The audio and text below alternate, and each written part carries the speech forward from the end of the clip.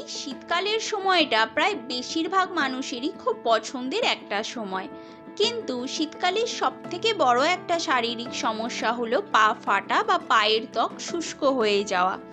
এই পা ফাটা অনেকের জন্য খুবই বেদনাদায়কও হয়, কারণ পায়ের ফাটা জায়গা দিয়ে অনেক সময় রক্ত বার হয়, খুব ব্যথা করে, অনেকের তো হাঁটতেও খুব কষ্ট হয়। আবার পায়ের ত্বক শুষ্ক হয়ে গেলে খুব চুলকানিও হয় সেই জায়গায়। নমস্কার বন্ধুরা, ওয়েলকাম টু হেলদি লাইফ। আমি কল্যাণী। আজকের ভিডিওতে পা কেন ফাটে আর পা ফাটলে ঘরে বসেই ঘরোয়া কিছু জিনিস দিয়ে কি করে অল্প সময়ের মধ্যেই পা ফাটাকে কমাবে, আজকের ভিডিওতে এই টপিক নিয়েই বলবো। ভিডিওটা পুরো দেখো। পা ফাটার কিন্তু অনেকগুলো কারণ আছে।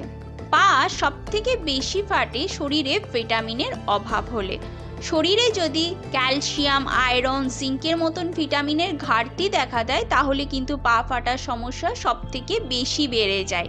এছাড়াও পা ফাটে শরীরে যখন জলেরও ঘাটতি দেখা দেয়। এই শীতকালের সময়ে অনেকেই সঠিক পরিমাণে জল খায় না, যতটা জল খাওয়ার দরকার। আর যখনই জলের ঘাটতি হয়ে যায় শরীরে, তখনই কিন্তু পা ফাটতে শুরু করে। অনেকেরই অভ্যাস আছে শীতকালে অতিরিক্ত গরম জলে স্নান করা। অতিরিক্ত গরম জলে স্নান করলেও কিন্তু পা ফাটতে পারে। আবার শীতকালের সময়ে অনেকেই পা হাত পাকে ভালো করে ধোয় না।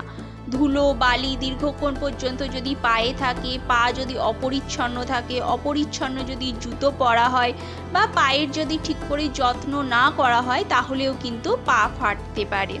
শরীরের কিছু রোগের কারণেও পা ফাটতে পারে, যেরকম ডায়াবেটিস, এক্সিমা, থাইরয়েডের মতন সমস্যা যদি শরীরে থাকে, তাহলে কিন্তু পা ফাটে। কারণ ডায়াবেটিস রোগীদের স্নায়ুজনিত সমস্যা থাকলে পায়ের আর্দ্রতা হারিয়ে যায়, যার কারণে পা ফাটে। অল্প ফেটেছে এমন জায়গার চামড়াকে যদি জোরে টেনে তোলা বা ছিঁড়ে ফেলা হয়, তাহলেও সেই পা অতিরিক্ত মাত্রায় ফাটতে পারে। আবার অনেকের জেনেটিক কারণেও পা ফাটে। যদি পরিবারে মা বাবার পা ফাটার সমস্যা থাকে বা পরিবারের যে কোনো ব্যক্তির পা ফাটার সমস্যা থাকে, তাহলে সেই পরিবারের জেনারেশনেরও পা ফাটতে পারে। এছাড়াও দীর্ঘক্ষণ ভেজা পরিবেশে থাকলে বা স্যাঁতস্যাঁতে কোনো জায়গাতে থাকলে, অস্বাস্থ্যকর পরিবেশে থাকলেও কিন্তু পা ফাটতে পারে।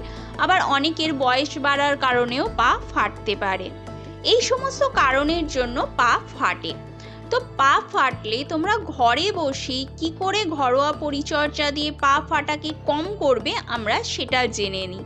পা ফাটাকে কম করার আগে মনে রাখতে হবে যে পাকে কিন্তু পরিষ্কার পরিচ্ছন্ন রাখতে হবে, কারণ পায়ে যত নোংরা থাকবে তোমরা যেটাই অ্যাপ্লাই করো না কেন সেটা কাজ করবে না। তাই পাকে সবসময় পরিষ্কার পরিচ্ছন্ন রেখে তবেই তোমরা অ্যাপ্লাই করবে। আমি আগেই বলে দিই যে পাকে পরিষ্কার কি করে করবে। পাকে পরিষ্কার কখনো সাবান শ্যাম্পু দিয়ে করা উচিত নয়, কারণ সাবান শ্যাম্পু দিয়ে পাকে পরিষ্কার করলে পা কিন্তু আরও বেশি পরিমাণে শুষ্ক হয়ে যেতে পারে। আর পা যখনই বেশি পরিমাণে শুষ্ক হয়ে যাবে, তখনই কিন্তু পা ফাটার সম্ভাবনাও বেড়ে যেতে পারে। তাই পাকে পরিষ্কার করার সবথেকে ভালো উপায় হলো একটা পাত্রে কিছুটা গরম জল করে নাও। যতটা গরম জল তোমরা সহ্য করতে পারবে, ততটা গরম জল করে সেই গরম জলের মধ্যে অল্প লবণ এবং কয়েক ফোঁটা লেবুর রস দিয়ে দাও। এবারে সেই গরম জলে তোমরা পাকে বেশ কিছুক্ষণ ভিজিয়ে রাখো। পা যখন ভালোভাবে ভিজে যাবে, পাটাকে ভালো করে হাত দিয়ে ঘষো। দেখবে এতে যত মৃত কোষগুলো থাকবে সেগুলো উঠে যাবে। কখনো কিন্তু ব্রাশ দিয়ে ঘষবে না। এটা তো গেল পাকে কিভাবে পরিষ্কার করবে সেটা। এবারে আমরা জেনে নিই যে তোমরা পায়ে কি এমন ব্যবহার করবে যেগুলো ব্যবহার করলে তোমাদের পা একদম সুস্থ হয়ে যাবে। প্রথম, 1 চামচ ভেসলিনের সাথে কয়েক ফোঁটা লেবুর রস মিশিয়ে তোমরা কিন্তু পুরো পায়ে ভালোভাবে লাগাতে পারো। এই মিশ্রণটা লাগিয়ে তোমরা রাতভর মোজা পরে থাকলে খুব তাড়াতাড়ি রেজাল্ট পাবে। তোমরা যদি মোজা পরে না শুতে পারো, তাতেও কোনো অসুবিধা নেই। তোমরা এই মিশ্রণটাকে ভালো করে লাগাও, লাগিয়ে সকালবেলায় একেবারে পায়ে জল দেবে। পা ফাটাকে কম করার জন্য কিন্তু পাকা কলাও খুব ভালো কাজ করে। তাই পাকা কলার একটা ভালো পুরো পেস্ট তৈরি করে নাও, তারপরে পায়ে ভালোভাবে লাগাও, লাগিয়ে 10 মিনিট রেখে পাটাকে ধুয়ে ফেলো। এক্ষেত্রে কিন্তু পাটাকে ধুয়ে ফেলতে হবে। যেরকম পাকা কলা পাকে সারিয়ে তোলে, ঠিক তেমনি অ্যাভোক্যাডো কিন্তু পা ফাটাকে কম করতে খুব ভালো কাজ করে। তাই তোমাদের ঘরে যদি অ্যাভোক্যাডো থাকে তাহলে কিছুটা অ্যাভোক্যাডোর পেস্ট নিয়ে নাও, তার মধ্যে নারকেল তেল মেশাও, মিশিয়ে এই পেস্টটাকে ফাটা অংশে ভালোভাবে লাগাও, দেখবে এতেও খুব তাড়াতাড়ি পা ফাটা কমে যাবে। এছাড়াও তোমরা পায়ের মধ্যে গোলাপ জল আর গ্লিসারিনকেও ভালো করে মিশিয়ে প্রতিদিন রাত্রির বেলা লাগাতে পারো। আবার চাইলে তোমরা নারকেল তেলও লাগিয়ে শুতে পারো, এটাও কিন্তু খুব ভালো কাজ করে। ভেসলিনও লাগাতে পারো, লাগিয়ে শুতে পারো, সেটাও খুব ভালো কাজ করে। আবার তোমরা চাইলে যে কোনো ময়শ্চারাইজারও ভালোভাবে পায়ে ব্যবহার করতে পারো, সেটা বডি লোশন হোক বা যে কোনো ধরনের ক্রিম হোক, তোমরা পায়ে লাগাও, দেখবে এতেও তোমাদের কিন্তু পা ফাটা একেবারে কমে যাবে।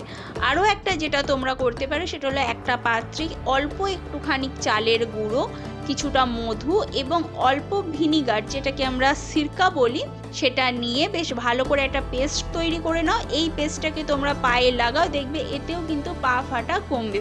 এই পেস্টটাকে তোমরা রাত্রির বেলা লাগাও, লাগানোর পরে সকালবেলা ঘুম থেকে উঠে ভালো করে পাটাকে ধুয়ে নাও, দেখবে কিছু দিনের মধ্যেই তোমরা খুব ভালো রেজাল্ট পাবে। আজকের ভিডিওতে আমি তোমাদেরকে অনেকগুলো ঘরোয়া পরিচর্যা বললাম।